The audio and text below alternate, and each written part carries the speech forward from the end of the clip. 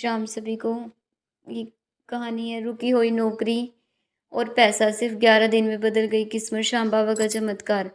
जी हाँ, ये कहानी आई है राजस्थान के सीकर जिले से लगभग 60 किलोमीटर दूर एक छोटे से कस्बे से। राहुल नाम का युवक अपनी माँ, अपने पिता और छोटी बहन के साथ रहता था। राहुल पढ़ाई में अच्छा था, उसने स्नातक भी अच्छे अंकों से पास किया था। परिवार को विश्वास था कि अब राहुल की नौकरी लग जाएगी, घर की आर्थिक स्थिति सुधर जाएगी। लेकिन किस्मत जैसे उसका इम्तिहान ले रही थी।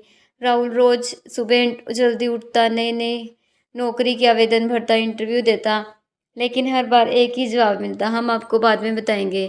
दिन बीतते गए, महीने गुजर गए, लेकिन नौकरी नहीं मिली। घर का खर्च पिता की छोटी सी दुकान से ही चलता था। धीरे धीरे दुकान में ग्राहक भी कम आने लगे। बिजली का बिल, बहन की पढ़ाई की फीस, घर का राशन, हर चीज चिंता का कारण बन गई। एक शाम राहुल छत पर बैठा था, उसकी आंखों में आंसू थे। वह आसमान की तरफ देखकर बोला, हे श्याम बाबा, मैंने कभी किसी का बुरा नहीं किया, मेहनत भी कर रहा हूँ, फिर भी मेरी राह इतनी कठिन क्यों है। उसी समय उसकी माँ चाय लेकर आई। उन्होंने राहुल के सिर पर हाथ फेरते कहा, बेटा, जब भगवान देर करते हैं तो अक्सर उसके पीछे कोई बड़ा कारण होता है, तू हिम्मत मत हार। राहुल मुस्कुरा तो दिया, लेकिन लेकिन मन में निराशा बढ़ती जा रही थी। अगले दिन वह एक इंटरव्यू देने शहर गया। उसे पूरा विश्वास था कि इस बार नौकरी मिल जाएगी। इंटरव्यू बहुत अच्छा हुआ। बाहर निकलते समय उसने मन ही मन कहा, इस बार तो सब ठीक हो गया। लेकिन 3 दिन बाद फिर वही ईमेल आया, हमें खेद है, इस पद के लिए किसी अन्य उम्मीदवार का चयन किया गया है। ये पढ़ते ही राहुल जैसे टूट गया हो। उसने मोबाइल बंद कर दिया और कई घंटों तक किसी से बात नहीं की। उसी रात पिता की तबीयत अचानक खराब हो गई। डॉक्टर ने जांच के बाद कुछ दवाइयां लिखी। डॉक्टरों का खर्च सुनकर राहुल के पैरों तले की जमीन खिसक गई। घर लौटते समय उसके मन में एक ही सवाल था, जब कमाई ही नहीं तो इलाज कैसे। उस रात पूरा परिवार चुपचाप बैठा रहा, किसी के पास कोई जवाब नहीं था। अगली सुबह राहुल काम की तलाश में पास के बाजार निकला। लौटते समय रास्ते में उसे कुछ एक बुजुर्ग मिले। उनके चेहरे पर अजीब सी शांति थी। उन्होंने राहुल से पूछा, बेटा, बहुत परेशान लग रहे हो। राहुल ने पहली बार किसी अनजान व्यक्ति के सामने अपना मन खोल दिया। उसने नौकरी, पैसों की तंगी और पिता की बीमारी की सारी बात बता दी। बुजुर्ग ध्यान से सुनते रहे, फिर मुस्कुरा कर बोले, जब इंसान पूरी ईमानदारी से मेहनत करता है, तब कभी कभी जीवन उसकी परीक्षा लेता है। ऐसे समय में मेहनत के साथ भगवान पर विश्वास भी जरूरी है। राहुल ने पूछा, लेकिन मैं क्या करूं, को मुझे कोई रास्ता दिखाई नहीं दे रहा। बुजुर्ग ने बस इतना कहा, हार मत मानो, सही समय आने वाला है। जब मन पूरी श्रद्धा से भगवान को पुकारता है तो रास्ते भी बनने लगते हैं। इतना कहकर वे आगे बढ़ गए। राहुल कुछ देर तक उन्हें देखता रहा। उनके मन में पहली बार कई दिनों बाद नई उम्मीद की एक छोटी सी किरण जगी। उसे भी नहीं पता था कि अगले कुछ दिनों में उसकी ज़िंदगी में ऐसा मोड़ आने वाला है जिसकी उसने कभी कल्पना भी नहीं की थी। अगर आप भी कहानी को अंत तक देखना चाहते हो तो प्लीज़ कहानी में बने रहना और चैनल को सब्सक्राइब कर लेना अच्छी अच्छी कहानियाँ सुनने के लिए। अगले दिन सुबह राहुल की आँख खुली और उसके मन में पिछले दिन मिले बुजुर्ग की बात बार बार घूम रही थी। वह सोचने लगा, शायद मुझे निराश होने की बजाय फिर से ताकत के साथ कोशिश करनी चाहिए। उसने अपना बायोडाटा फिर से अपडेट किया और कई नई कंपनियों में आवेदन भेज दिए। इसके बाद वह पिता की दुकान पर उनकी मदद करने चला गया। दुकान पर ग्राहक बहुत कम आ रहे थे।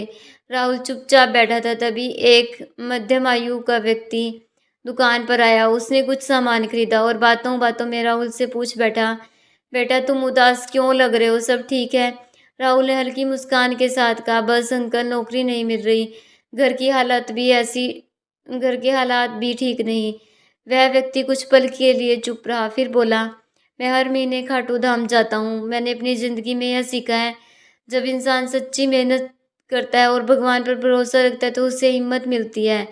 कई बार यही हिम्मत उसकी ज़िंदगी बदल देती है। राहुल ध्यान से उनकी बातें सुनता रहा। उस व्यक्ति ने जेब से एक छोटा सा जय श्री श्याम लिखा हुआ कार्ड निकाला और इसे अपने पास रखना, जब भी मन टूटे इसे देखकर याद रखना और हार मानना विकल्प नहीं। राहुल ने आदर से वह कार्ड रख लिया। उस रात उसने बहुत दिनों बाद शांति से प्रार्थना की, श्याम बाबा, मुझे चमत्कार नहीं चाहिए, बस इतना साहस दीजिए कि मैं मेहनत करना कभी ना छोड़ूं। अगली सुबह एक पुराने कॉलेज मित्र विकास का फ़ोन आया, राहुल, हमारी कंपनी में नई भर्ती निकल रही है, अगर चाहो तो मैं तुम्हारा रिज्यूम एचआर तक पहुंचा सकता हूँ। राहुल को विश्वास ही नहीं हुआ। उसने तुरंत अपना रिज्यूम भेज दिया। 2 दिन बाद इंटरव्यू का कॉल आया। इस बार राहुल ने पहले से भी बेहतर तैयारी की। इंटरव्यू अच्छा हुआ, लेकिन पिछले अनुभवों के कारण उसने कोई उम्मीद नहीं बांधी। वह घर लौट आया, पहले की तरह नई नई नौकरियों के लिए आवेदन करता रहा। इसी बीच पिता की तबीयत में भी थोड़ा सुधार आने लगा। दुकान पर भी धीरे धीरे पुराने ग्राहक वापस आने लगे। माँ ने मुस्कुराकर कहा, देखो बेटा, जब मन से हिम्मत नहीं हारते तो धीरे धीरे रास्ते खुलने लगते हैं। राहुल ने भी महसूस किया कि परिस्थितियां अभी पूरी तरह नहीं बदली, लेकिन उसके भीतर का डर पहले जैसा नहीं रहा। उससे लगने लगा कि शायद यह संघर्ष हमेशा नहीं रहेगा।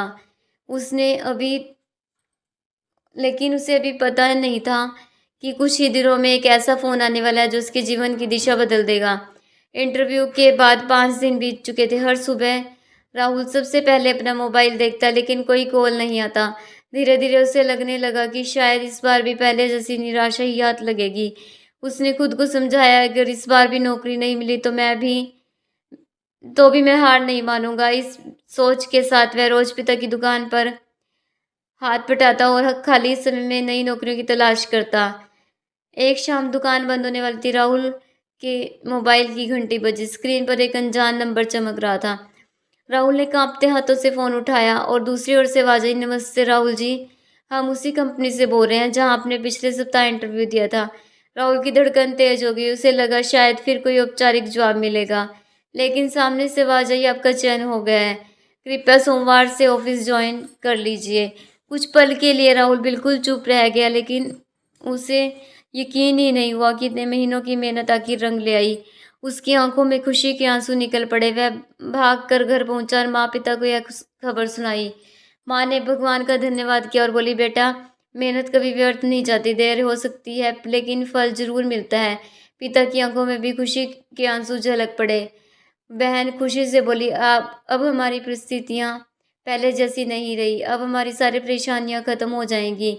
राहुल मुस्कुराया, लेकिन उसने कहा, यह तो बस शुरुआत है। अब मुझे पूरी लगन से काम ही करना होगा। सोमवार को वह समय से पहले ऑफिस पहुंच गया। नई नौकरी, नया माहौल, नई जिम्मेदारियां। शुरुआत आसान नहीं थी, लेकिन राहुल पर हर काम पूरी ईमानदारी से करता। कुछ ही महीनों में उसके काम की सभी लोग तारीफ करने लगे। एक दिन कंपनी की मैनेजर ने उसे अपने कैबिन में बुलाया। राहुल सोचने लगा कि शायद कोई गलती हो गई है, लेकिन मैनेजर मुस्कुराते हुए बोला, राहुल, तुम्हारी मेहनत ईमानदारी देखकर तुम्हें वेतन बढ़ाने और एक नई जिम्मेदारी देने का फैसला किया है। यह सुनकर राहुल भावुक हो गया। उसे याद आया कि कुछ ही महीने पहले यही वह इंसान था जो हर जगह से निराश होकर लौटता था। उसने मन ही मन कहा, धन्यवाद श्याम बाबा, आपने मुझे मेहनत करने का साहस दिया। उस शाम राहुल पूरे परिवार के साथ खाटू धाम जाने का संकल्प लेता है, ताकि वह भगवान का धन्यवाद कर सके। उसे नहीं पता था कि वहाँ उसे एक ऐसी सीख मिलेगी जिससे वह जीवन भर नहीं भूलेगा। कुछ ही दिनों बाद राहुल अपने माता पिता और बहन के साथ खाटू धाम पहुंचा। सुबह के समय था। मंदिर में हारे के सहारे बाबा श्याम हमारे का जय जयकारे गूंज रहे थे। राहुल की आंखें नम हो गई। उसने हाथ जोड़कर कहा, बाबा, मेरी पहली इच्छा तुरंत पूरी नहीं की, लेकिन आपने मुझे टूटने भी नहीं दिया। आपने मुझे मेहनत करते रहने का साहस दिया। यही मेरी सबसे बड़ी कमाई है। दर्शन के बाद पूरा परिवार मंदिर के बाहर प्रसाद ग्रहण कर रहा था। तभी राहुल की नज़र एक बुजुर्ग व्यक्ति पर पड़ी और वह चौंक गया। ये वही बुजुर्ग थे जो कुछ महीने पहले उस उससे मिले थे। राहुल तुरंत उनके चरणों में झुक गया। बुजुर्ग मुस्कुराए और बोले, बेटा, अब तो चेहरे पर पहले वाली उदासी नहीं रही। राहुल ने पूरी कहानी सुनाई, नौकरी मिलने की, पिता की तबीयत सुधरने की और घर की आर्थिक स्थिति बेहतर होने की। बुजुर्ग शांत स्वर में बोले, याद रखना बेटा, चमत्कार केवल परिस्थितियों के बदलने का नाम नहीं है। सबसे बड़ा चमत्कार तब होता है जब इंसान का मन निराशा से निकलकर उम्मीद से भर जाता है। जब मन मजबूत हो जाता है, इंसान सही फैसले लेने लगता है, मेहनत जारी रखता है और अवसरों को पहचान पाता है। राहुल ने सिर झुकाकर उनकी बात स्वीकार की। उस दिन से उसके ने एक नया नियम बना लिया, अपने हर महीने अपनी कमाई का थोड़ा सा हिस्सा ज़रूरतमंदों की मदद में लगाएगा, माता पिता का सम्मान करेगा और हर दिन कुछ मिनट भगवान का स्मरण करके अपने काम पर जाएगा। समय बीतता गया। 1 साल बाद राहुल को कंपनी में फिर से प्रमोशन मिला।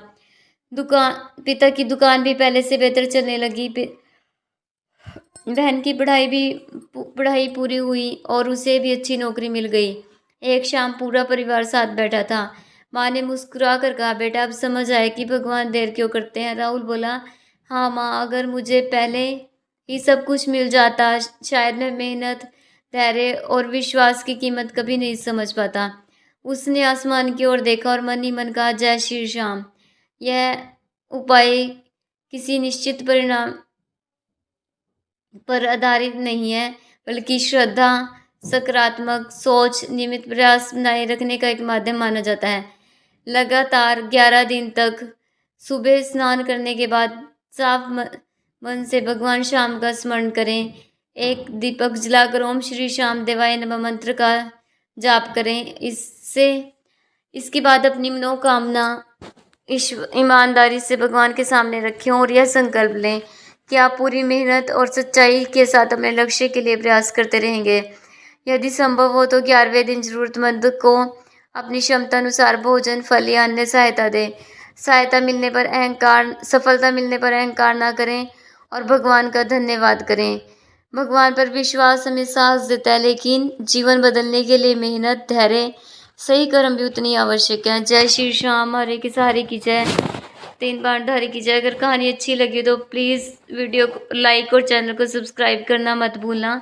और अगर आपके पास भी ऐसी ही सच्ची कहानियाँ हो तो मेरे साथ शेयर जरूर करना।